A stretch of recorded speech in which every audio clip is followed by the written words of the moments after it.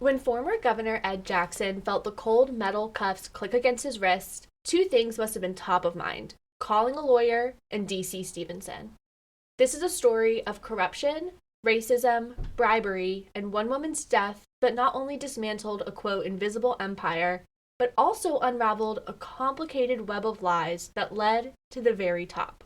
This is the story of D.C. Stephenson and the woman who took down the quote most powerful man in Indiana.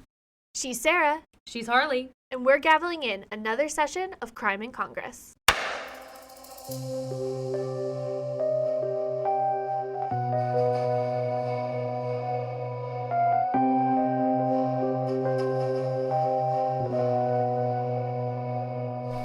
The 1920s, known as the Jazz Age or Roaring Twenties, was a period of rapid economic growth and social change. Off the heels of World War I, the political climate began to shift. The 18th Amendment, which outlawed the manufacturing, sale, and transportation of alcohol, otherwise known as the Prohibition era, was the first of a long period of prioritizing traditional values. When I think of the 1920s, I think of the Great Gatsby, flapper dresses, Prohibition, the Charleston, women gaining the right to vote, etc. But of course, this reading of this period of history only applies to some people in some circumstances. For women, people of color, immigrants, the LGBTQ community, and other minority or marginalized groups, things were not all sunshine and speakeasy. While some were celebrating their prosperity with bootleg liquor and boisterous parties, others were faced with a much darker reality. Unfortunately, today's story lies at exactly that intersection, where one man and the hate group he led would use his power and status to hurt, harm, and ultimately kill people he believed were beneath him. I'm giving you a trigger warning that this episode has it all: racism, bigotry, rape, suicide, abuse, and murder. If you don't want to listen to any of these topics, that's more than fine. We will chat next week. For those of you still listening, let's get to know our villain, David Curtis Stephenson. As an adult, D.C. Stephenson would introduce himself as the son of a wealthy businessman from South Bend, Indiana, with some college and a past career in the coal business. In 1917, he volunteered for the Army, which was during World War I, and won medals for his bravery fighting the Germans during his deployment in France. In reality, D.C. was born in 1891 in Houston, Texas, son of sharecroppers. They wouldn't stay in Texas for long. In 1899, they settled in Maysville, Oklahoma. Even though D.C. had a thirst for knowledge and was a huge reader with a special interest in politics and history, if he were born today, I just know that he'd be one of those guys that always manages to work a World War II fact into a conversation. We all know someone like that. But his formal education was limited. He attended a Methodist church in Oklahoma and would graduate the 8th grade at age 16, marking the end of his formal education. After graduating around 1908, he began working with a socialist newspaper in Oklahoma. He mainly worked as a printer, operating the typesetting machine. Quickly, he fell in love with editorials and was enamored with the work of a socialist leader, Oscar Ameringer, a German writer referred to as, quote, the Mark Twain of American socialism. Later on in life, Ameringer and Stephenson would use their power in very different ways, but early on, D.C. was influenced by Ameringer's ability to rile up a crowd and the theatrics he brought to political rallies. Stephen might have fancied himself a socialist, but an article by Adam Petty in Belt magazine put it this way: was he truly a socialist? Probably not. In every pursuit of his life, Stephenson's goal was always the accumulation of wealth and power, and the more the better. He also noted that Stephenson, posing as a socialist lecturer, was paid for his enthusiastic speeches. In 1915, D.C. would meet his first wife, a young Oklahoma woman named Nettie Hamilton. Ever the drama queen, D.C. would court Nettie by getting her photo in the newspaper under the headline, "The Most Beautiful Girl in Oklahoma." I can't even lie, this is a green flag for me. I would love this. I mean, who wouldn't? Especially at this time, like the paper, place to be. And it was a bold move, but it paid off. By 1917, 2 years after meeting, the two weren't just married, and they weren't just expecting their first child, but they were also divorced. Oh. Yeah, I had a feeling this wouldn't end well when you introduced her as his quote-unquote first wife. Never a great way to start. Their marriage would establish a pattern that you'll see throughout the rest of this story.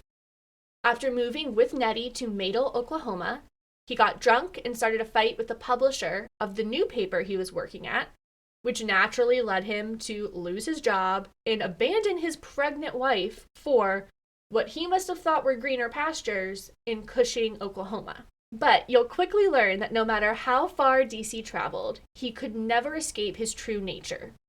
Before putting a pin on his relationship with Nettie, I'll add that he didn't even give her the dignity of filing for divorce, and she ended up having to track him down to get divorce papers signed. Without texting or the internet, I can't imagine that was the easiest thing to do, especially when you're coping with a pregnancy and loss of a marriage. Wait, did she have the baby? It appears that she did. I found several sources that listed Stephenson as having one child, but Stephenson was not involved in the child's life, and unfortunately, I never saw the child named or mentioned again in any of the source materials. Okay, yeah, that's sad, but given what I think we're about to learn about this guy, I think this might be in the child's best interest. Your instincts are probably right. After divorcing Nettie at age 26, he joined the Army and attended officers' training. Instead of the heroic European deployment he would later brag about in Indiana, he actually never saw combat, serving as a recruiter in Boone, Iowa. Huh. I mean, great that he served, but talk about stolen valor. And the lies wouldn't stop there. According to Stephenson, when he got back from his deployment, he would learn that the war had actually been a huge boon for him financially. The stocks he purchased before the war had gone way up in value, meaning he wasn't just coming home a war hero, he was also coming home a millionaire. Certainly wild. But I mean, not completely unbelievable, right? Like, didn't you say the economy was doing really well after the war? It was. But according to Ball State University's Digital Civil Rights Museum, this was, quote, a complete fabrication that perfectly highlighted Stephenson's routine of spouting bold lies and bravado. Well, there you go. So what was he actually doing? When the war ended in 1918, Stephenson moved to Akron, Ohio, where he would work as a traveling salesman and marry his second wife, Violet Carroll. In 1920, when Stephenson was 29, he and Violet moved to Evansville, Indiana, near the Ohio River, to work in the coal industry. He wasn't successful, but that wouldn't end up mattering, because do you know what group was beginning to grow and take hold in Indiana in 1920? Did it have something to do with Prohibition? Unfortunately, no. Though it was created in the 1860s by Confederate veterans, the 1920s is known as the franchise era for the Ku Klux Klan, or KKK. I really hope that wasn't where this case was going. This is where I think we need to take a pause and do some political table dressing. In 1915, the infamous and horrifically racist film The Birth of a Nation was released, which painted the KKK, which was not very active at this time, in a highly favorable and whitewashed light. The film was so popular that President Wilson even held a screening of it in the White House. This ushered in a new period of growth and popularity for the KKK, which was formally restarted on Thanksgiving Day in 1915 by William Joseph Simmons in Stone Mountain, Georgia. This site would eventually become home to the Confederate Memorial, which was a tribute to Jefferson Davis, Robert E. Lee, and Stonewall Jackson, and designed by Gutzon Borglum, a friend of DC's. Do you know what else Borglum designed? I don't know. Was it one of the statues in the Capitol? Good guess, but no. Gutzon Borglum also designed Mount Rushmore. Oh, you know what? That makes total sense. So I grew up in Georgia, and we would go climb Stone Mountain quite a bit, and like Mount Rushmore, that Confederate memorial is literally carved into the side of the mountain. That same article from Belt Mag, which I will link in the episode notes, states that, quote, the conflation of the Klan with the national holiday, being Thanksgiving, was proved fruitful. The Klan was not just a Southern concern, it was an American one. Waving U.S. flags beside burning crosses, promoting 100% Americanism, allowed the Klan to spread beyond the South and flourish nationwide. The article also notes that following the United States' victory in World War I, overzealous patriotism was at an all-time high. At the same time, immigrants were flocking from Eastern Europe to the United States, and they became easy targets for KKK propaganda. At this time, the KKK had expanded its agenda to include violence and discrimination towards several groups, especially Catholics. In Indiana, which is where our case takes place, anti-Catholic sentiment was a huge KKK recruiting tactic. Huh, I didn't realize that. And I'm assuming that most of the Eastern European immigrants were largely Catholic, right? They were. This iteration, which is the second wave of the KKK and by far the most effective, was much more careful when crafting its public image. Though it still maintained the same racist beliefs and violence towards minorities, particularly Black Americans, the Klan was trying to clean up its image, positioning itself as a patriotic organization. This was especially true in Indiana, which is why the organization began courting D.C., who was friendly, outgoing, persuasive, an effective public speaker, and embodied the exact type of buttoned-up, blonde hair, blue-eyed evil that the Klan wanted to be known for. In an interview with the New York World, D.C. would say that he initially rejected the idea of joining the Klan. "They kept after me," he said. "I was told that the Klan was strictly a patriotic organization. They finally convinced me the Klan was a good thing, and I joined." Yeah, that's total bullshit, but okay. Yeah, I know. At this point, the Klan in Indiana was new, with Joe Huffington starting the state's official chapter in 1921 in, you guessed it, Evansville. Unfortunately for anyone with a shred of morality, Stephenson and Huffington would cross paths, and D.C. was recruited to the chapter's inner circle. This is where I saw some conflicting timelines. Some sources say that D.C. joined the KKK in 1921, but others said that he joined after his failed Democrat Party congressional primary race in 1922. At the time, Indiana had 13 congressional districts, but I couldn't find the election results for that Democrat primary, so I'm unsure which district he ran in. Okay, understandable. So we're talking about a failed statewide primary campaign in 1922. Exactly. But I do know that D.C. ran on an anti-prohibition platform, which is interesting to me because of the big push he and the Klan in general would put on prohibition and upholding morality. Regardless of when he actually joined, by 1923, he was a card-carrying member of the KKK. Stevenson's rise through this organization was meteoric, and his recruiting skills were unmatched. From July 1922 to July 1923, 2,000 new members were joining the Indiana Klan every week. The Evansville chapter, or clavern, is what they're called. Gross. Yeah, I'm sticking with the term chapter. Anyway, the Evansville chapter was the most powerful in the state, and at its height boasted a membership of more than 5,400 men, or 23% of the entire native-born white population in Vanderburgh County. Okay, that's a significant portion of the population. I was blown away by these numbers. At its height, the Indiana chapter had 250,000 members, 30% of the native-born Indiana male population.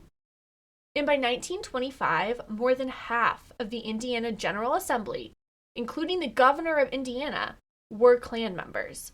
Despite using his skills in one of the worst ways imaginable, Stephenson was an effective recruiter and is credited with growing the Indiana Klan into the large political force that it was. Though he had some motivations beyond merely growing the organization, membership cost $10 and he would get a 30% cut of that. He would also get cuts of money made off of Klan merch, meaning he didn't just have an audience, he had a client base. To put it mildly, DC was rolling in cash, allowing him to eventually relocate to Indianapolis, where he would purchase a mansion. For his hard work growing the Klan, on July 4th, 1923, note the significance of that date, D.C. Stephenson was inaugurated in Kokomo, Indiana as... Oh God, please don't tell me he was elected to public office. He was inaugurated as Grand Dragon of the Invisible Empire for the realm of Indiana, a flowery and incredibly idiotic way to say that he was in charge of the biggest hate group in Indiana. Ew. Exactly. While DC's career was thriving, his home life was less than ideal, pretty much from the minute they moved to Evansville. Once again, he began drinking heavily, and this is heartbreaking, even beating his wife. Fortunately, they divorced in 1922, unsure if this was before or after his primary campaign loss, without having any children, and Stephenson wasted no time getting himself back out there. He soon started dating his 22-year-old secretary, bringing her on trips to exotic locations like Ohio, where he was setting up new offices to expand the Klan's reach and membership. Smithsonian Magazine recounts a brush he had with law enforcement during one of these trips, writing, "The couple was parked in Stephenson's Cadillac, lights off, on a country road in the outskirts of Columbus. Deputy Sheriff Charles M. Hoff stopped to investigate. 'What are you doing there with your pants unbuttoned?' he asked. Stephenson grabbed the girl's left hand and thrust it toward the window. 'My God, would you insult this girl?' he said. 'Did you see that ring, that diamond ring? I am going to marry this girl. We are engaged.' He added that he was an official and couldn't afford to have all this notoriety and publicity. Okay, well then maybe don't have secret hookups with younger women in your car. I mean, is that hard? Wait, also wild that he was blaming the officer for insulting her and not himself. Sarah, that makes entirely too much sense. His punishment was mild, and he would only end up pleading guilty to a parking citation and indecent exposure. I have to ask, was the sex consensual? I'm honestly not sure. And frankly, I'm not even sure how real the engagement was. It's hard researching an old case when the person's whole persona is a farce. But he did not marry this woman. Instead, she would become another in a long line of women that DC took advantage of and harmed. That same article says that on another trip to Ohio, this time in Columbus at the Deschler Hotel, a security guard was called to Stephenson's room.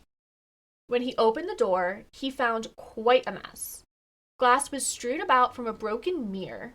Empty bottles of liquor littered the floor, which is significant because this is Prohibition era. And even the furniture was smashed and damaged.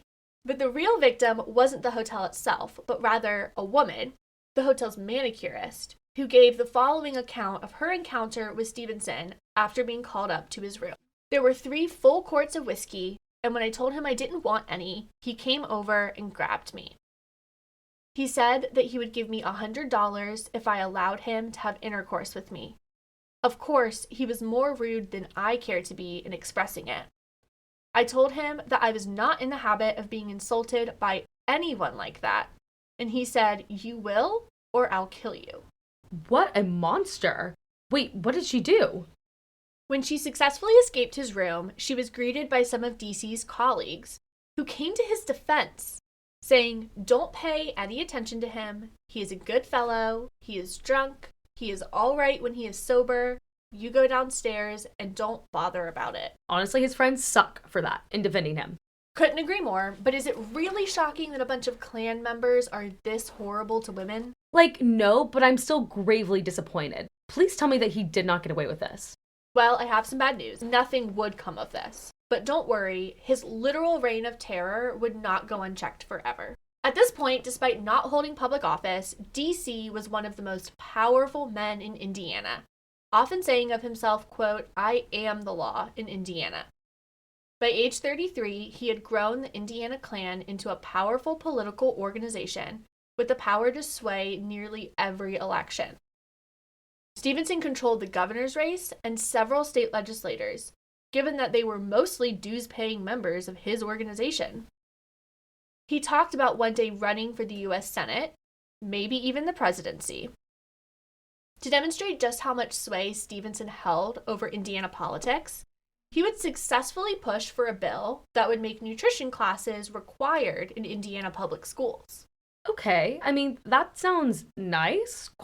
But what's the catch? Because we know this guy. There was only one book that met the curriculum standards set under this bill. And wouldn't you know it, but it was 100 Years of Health, written by none other than D.C. Stephenson and a woman he had begun seeing in 1925, Madge Oberholzer. Huh, how convenient. I've been waiting for this girl to come in the picture, though. Yes, this is where our story turns from disgusting to downright horrific.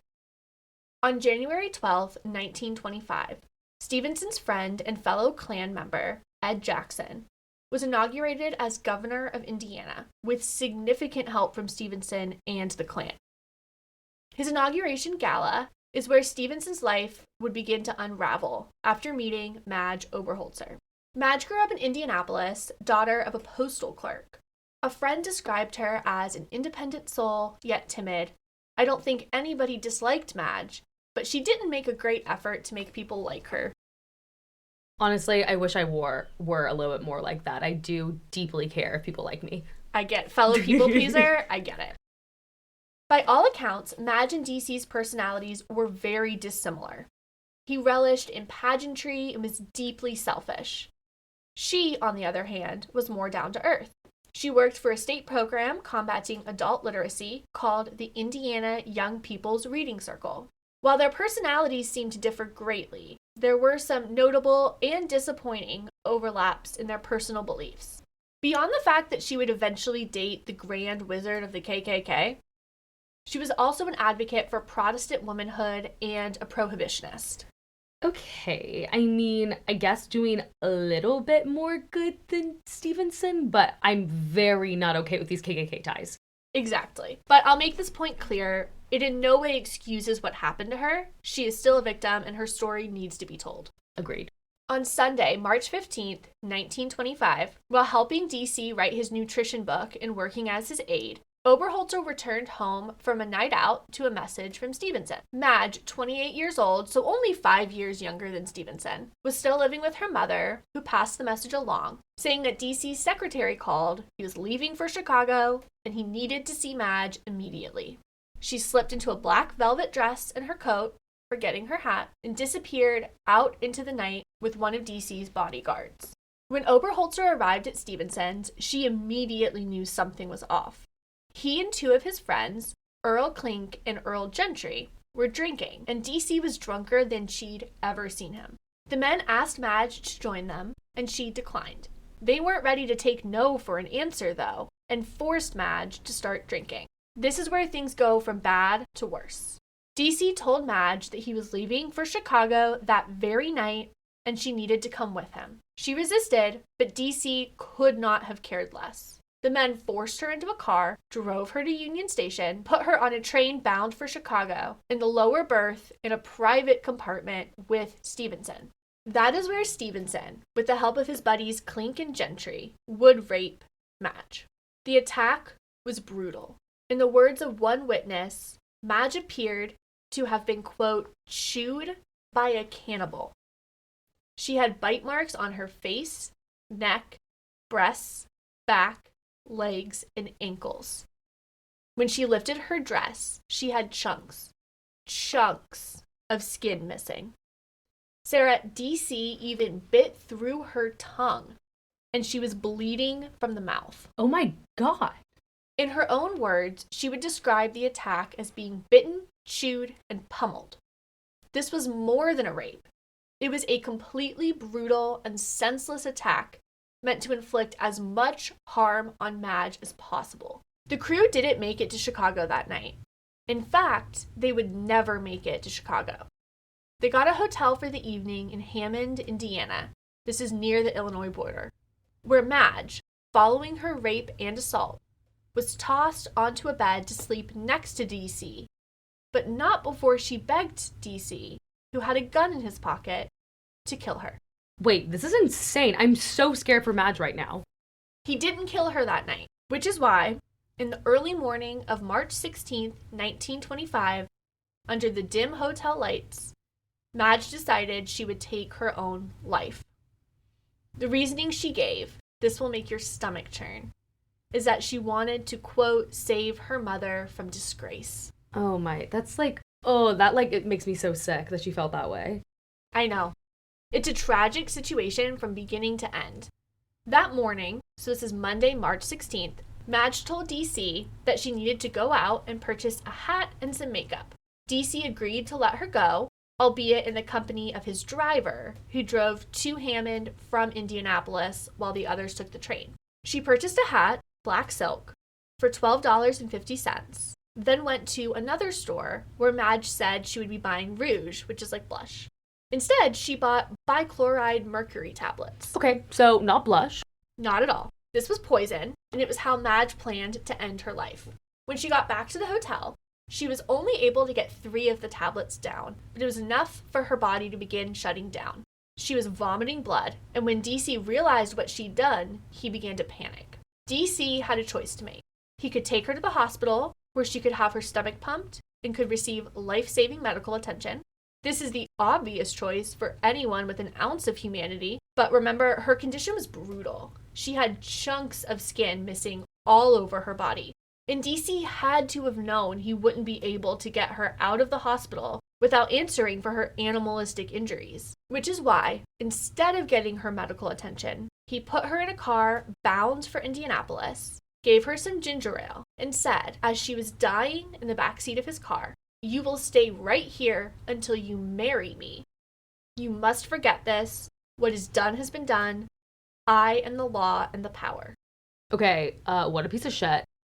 So he just decides he's going to turn this into a proposal?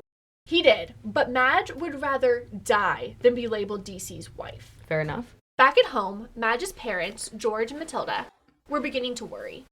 She left in the middle of the night to see her boss and just never came back. But their fear would soon turn to panic when, around noon on Tuesday, an unfamiliar car with an equally unfamiliar man pulled up to the Oberholzers' home, carrying Madge, who was clinging to life at this point, and who had, by their account, just been in a car accident. Oh, yeah, because that explains the bite marks on her. The story was not convincing.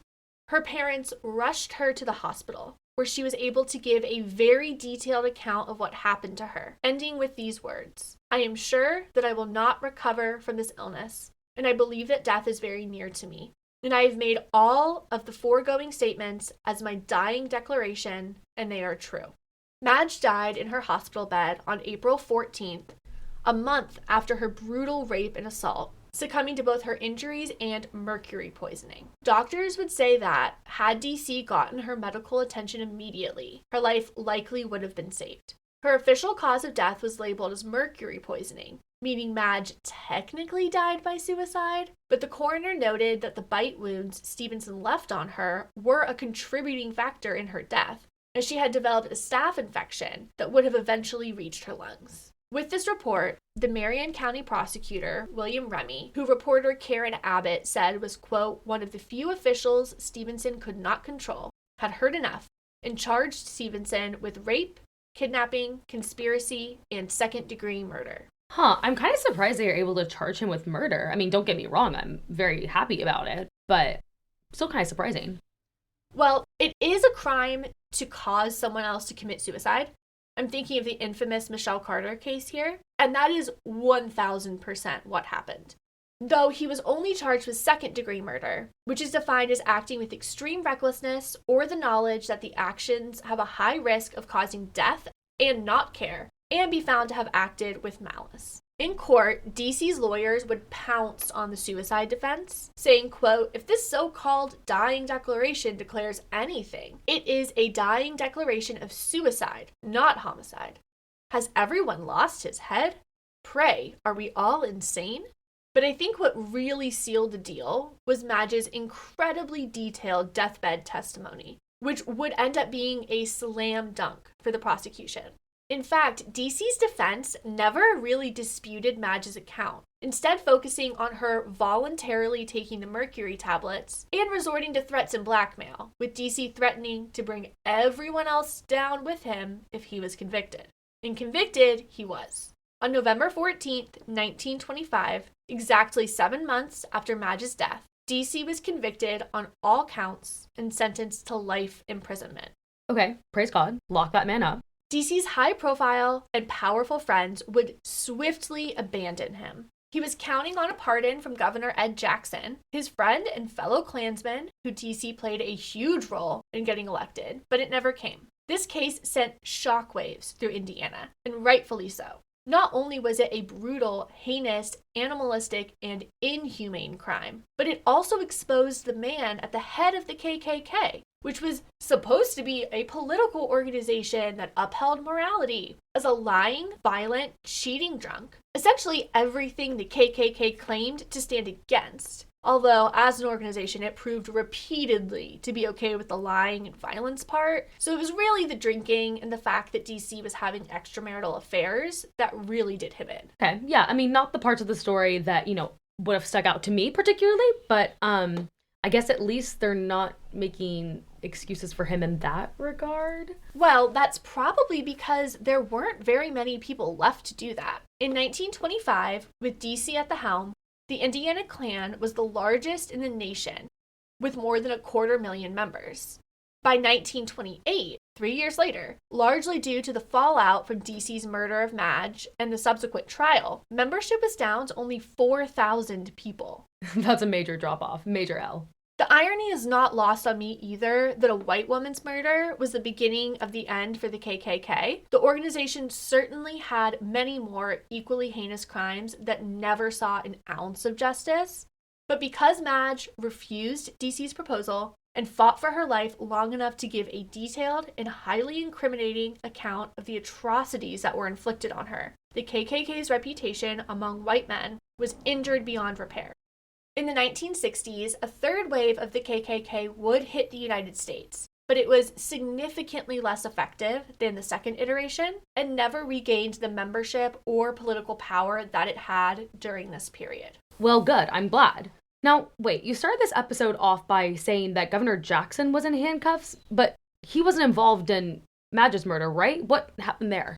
After failed appeals and a failed attempt at a pardon, DC was stuck behind bars for life, though he would eventually be able to be considered for parole. DC was the only man held criminally responsible for Madge's death, but he was not about to sit in jail alone. He began cooperating with the police, releasing all of the secrets he had about public officials who had taken Klan payments and bribes. This would lead to a slew of bribery, conspiracy, and corruption charges for many top Indiana officials, including Governor Jackson, George Coffin, chairman of the Marion County Republican Party, Attorney Robert Marsh, and Mayor of Indianapolis, John Duval. Several other Republican Party officials in Marion County also resigned following reports that they accepted Klan bribes while serving. So wait, DC is behind bars for life, the Indiana Klan is a shell of what it was, and the public officials are held accountable for their corruption. Is that the end of the story, I hope? Not quite. Stephenson was paroled in 1950 at the age of 59, under the condition that he move to and work in Illinois. There are still women to harm in Illinois, so I'm not sure what the court was thinking here, but for a man who just spent 25 years behind bars, this was a pretty reasonable condition for his release. As we've learned, however, DC is far from reasonable. Instead, he moved to Minnesota, where he was arrested for violating his parole and sent back to prison in Indiana. Unfortunately, he would only spend another 6 years in jail before Governor George Craig discharged him, saying, quote, "I don't see why Stephenson won't be able to cope with life. He's mentally all right." So I'm sorry, nothing about this man really screams mentally all right to me. And even if he were, he's obviously still a violent man with a history of killing and abusing women. You're preaching to the choir. After his 1956 discharge, he would have been 65 at the time. Stephenson moved to Seymour, Indiana, and got married again, this time to Martha Dickinson. Their marriage was short-lived, just like the other two, and they got divorced in 1962. Other than DC just being an asshole, was there any other reason that they got divorced? They divorced because DC was arrested. Oh. For trying to force a 16-year-old girl, he's in his mid-60s, into his car. But instead of the prison time he deserved, he was given a $300 fine, which DC easily paid. He then moved to Jonesboro, Tennessee, where he didn't have any more notable brushes with law enforcement. He did, however, have to spend some time in a courthouse, or at least government buildings, because without officially divorcing Martha, he would get married to a widow and Sunday school teacher named Martha Murray Sutton in 1965 when he was 74 and she was 55. Their marriage was also short-lived, but not for the reasons the others were. On June 28, 1966, DC suffered a heart attack and died in Martha's arms, who would say of him, quote, "I knew nothing of his background, except that I loved him very much and we were married. He was a very wonderful person." Yeah, I don't know how to feel about this Martha girl. Like, did she really not know anything about his background? I mean, this is a man who tried abducting a 16-year-old, amongst other things. I really don't know how to feel about Martha either, but ultimately it doesn't matter because whether she knew of Stephenson's history as a World War I veteran, KKK Grand Wizard, murderer, and rapist, her husband's legacy is not up for debate. D.C. Stephenson died as he lived, a nobody from nowhere, to use his own words, who was so filled with hate and a lust for power that he would do anything, even murder, to keep it. Wow. I can't believe I've never heard of this story or this man. This is awful. I was actually kind of shocked that this isn't brought up in every history class. Yeah, seriously. But I guess we didn't go to school in Indiana, so it's true. Might make some sense. And you know what? Let's hope we never have to hear about him again. Sarah, do you want to gavel us out? Sure do.